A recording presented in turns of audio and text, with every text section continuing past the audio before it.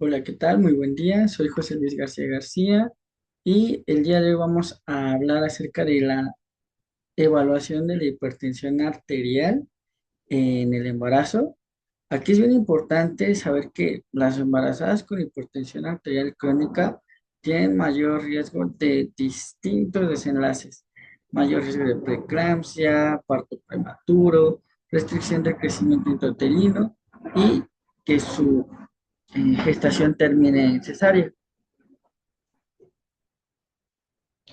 Los objetivos del manejo de la paciente embarazada con hipertensión arterial son bien claros. Sabiendo este contexto de que la hipertensión arterial crónica aumenta el riesgo de desenlaces adversos fetales y maternos, entonces se ha estandarizado que los objetivos son minimizar estos riesgos maternos que son la preeclampsia severa y desenlaces renales agudos. También hay que optimizar desenlaces perinatales, es decir, reducir la prematuridad y la restricción del crecimiento intrauterino. Pero ¿cómo vamos a hacer eso? Pues es importante que nosotros identifiquemos a mujeres de alto riesgo para un seguimiento a largo plazo para prevenir una enfermedad renal crónica o una enfermedad cardiovascular. Entonces, la meta de tensión arterial en la mujer embarazada es de una tensión de 120 a 139 sistólica y entre 70 y 89 diastólica. Y hay que tratar de evitar presiones arteriales menores de 120 sobre 70 por un riesgo de hipoperfusión placentaria. Pero, ¿estas metas de dónde nacen? ¿Por qué surgen? Nada en medicina es aleatorio. Se han hecho diversos estudios. Uno de los más importantes para hipertensión y embarazo es el ensayo CHIPS, el cual fue publicado en enero del 2015.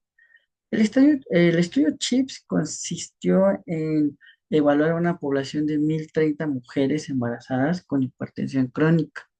La intervención fue dividir a estas mujeres en dos grupos. El primer grupo era un grupo de control estricto de la tensión arterial. Ellos querían tener una tensión arterial diastólica que estuviera entre 80 y 85 milímetros de mercurio. Si la paciente empezaba a tener tensiones mayores, las trataban con antihipertensivos desde temprano. Había otro grupo con la otra mitad de pacientes donde se les dio un control menos restrictivo. Ahí permitían tener unas presiones arteriales más altas.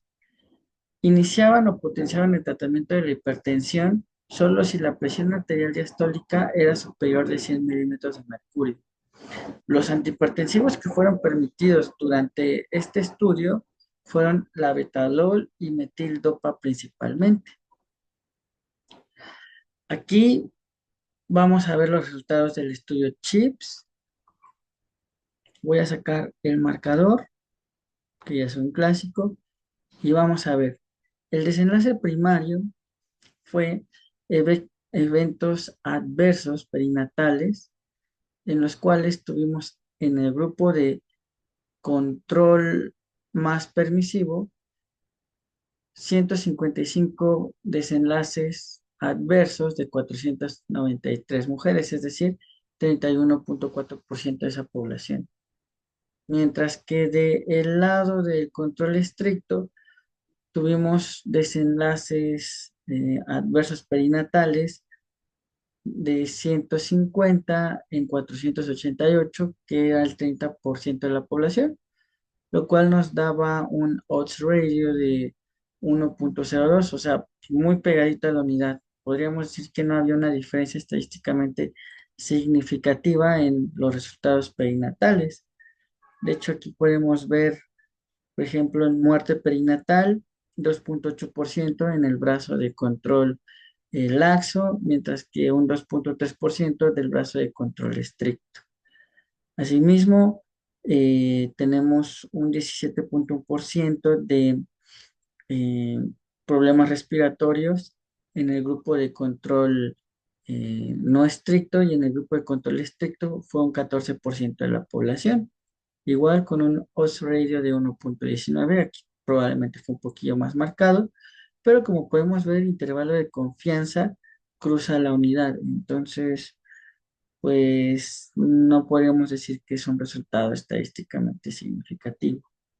Asimismo, el uso de oxígeno del bebé tras el nacimiento fue de 7,1% en el brazo de control liberal, mientras que fue de un 5,2% en el brazo del control estricto, con un odds ratio de 1,24, que favorece un poquillo más a el control estricto, pero nuevamente el intervalo de confianza cruza la unidad, lo que nos habla de que había muchísimos más factores que pudieron también a contribuir a este resultado adverso del requerimiento de uso de oxígeno.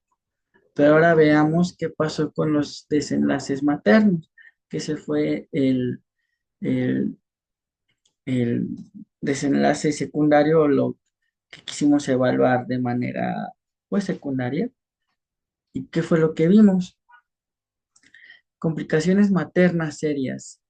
Aquí sí, el odds ratio es un poquillo más representativo, es de 1,74, en el cual nos hace ver que en el grupo de control permisivo tuvimos un 3,7% de complicaciones, mientras que del lado del control estricto teníamos solo el 2% de complicaciones, con un odds ratio de 1,74 veces más para el grupo de control permisivo.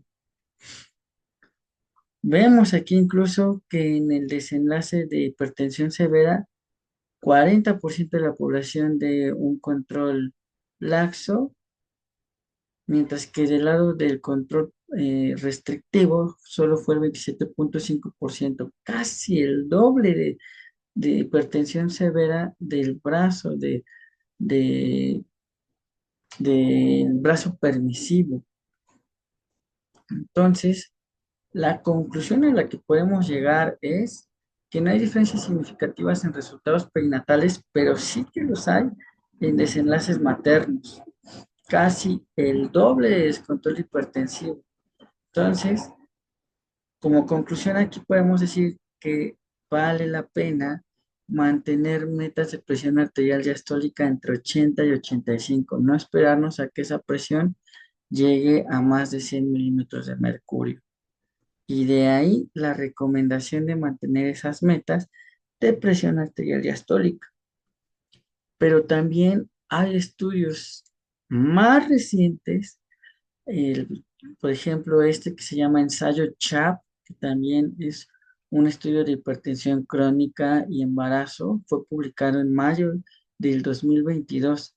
Aquí tuvimos una población de 2,408 mujeres con hipertensión crónica diagnosticada evidentemente antes de las 23 semanas para entrar en ese criterio diagnóstico. Y la intervención fue tratar para tener una presión arterial que estuviera menor de 140/90 versus otro brazo en el cual solo trataban si la presión arterial estaba entre 160 y 105 milímetros de mercurio. Los resultados aquí son igual, muy específicos. Se redujo significativamente los eventos adversos graves como preeclampsia severa, parto prematuro y muerte perinatal, y no hubo un aumento de restricción del crecimiento fetal. Y en conclusión, es seguro y beneficioso mantener una presión arterial menor de 140/90. Pero pues vayamos nuevamente a los datos, veámoslos de manera más objetiva. Aquí los desenlaces maternos, las complicaciones compuestas de desenlaces cardiovasculares adversos. En el tratamiento activo para mantener una presión arterial entre 140 y 90, tuvimos que solo el 2,1% de la población tuvo desenlaces adversos maternos adversos, mientras que del lado de el control más permisivo fue un 2,8%. Esto nos habla de que, pues sí, el 0,75% de eh, de posibilidad, o más bien hay un 25% de reducción de los eventos adversos cardiovasculares durante el embarazo cuando tenemos un control hipertensivo mayor. Aquí podemos ver también otro dato. Los pacientes que tuvimos ese control hipertensivo más estricto tuvieron menor incidencia de fallo renal con solo un 0,8% de su población, mientras que el grupo control en el cual fueron permisivos, hubo falla renal en 1,2% de la población, lo que me habla que el, hubo un odds ratio de 0,64, hablando del tratamiento activo.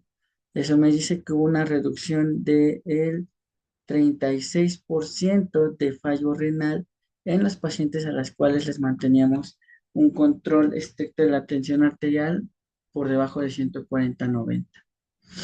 También en el grupo de preeclampsia hubo menor incidencia, menor porcentaje de preeclampsia en el grupo de control de 140/90 milímetros de mercurio con un 24,4% de su población, comparándose con el control laxo en el cual tuvimos un 31,1% de preeclampsia, con un 0,79 de odds ratio, que nos habla de un 21% de disminución del riesgo de preeclampsia cuando tenemos este control hipertensivo un poquillo más estricto.